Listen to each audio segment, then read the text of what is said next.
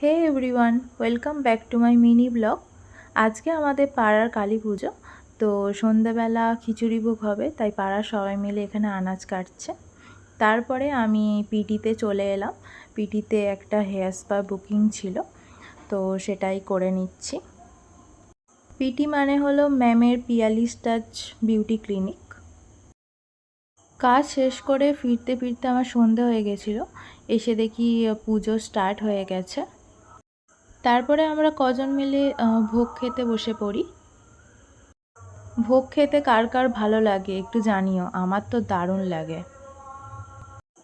এখানে দেখো পাড়ার প্রায় সবাই বসে বসে পুজো দেখছে। এবার দেখো তো এদেরকে কারা কারা চেনো।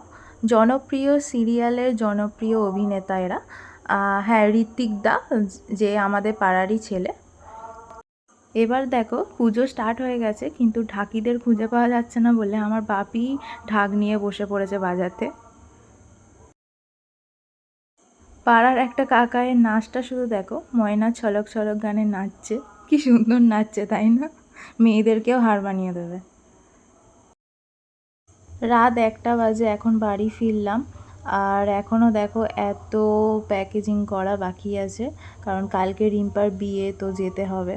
সব কিছু এখনও বাকি, কখন করব জানি না, আর কখন ঘুমাবো জানি না। তো চলো আমি প্যাকিং করে নিই। সবাইকে টাটা।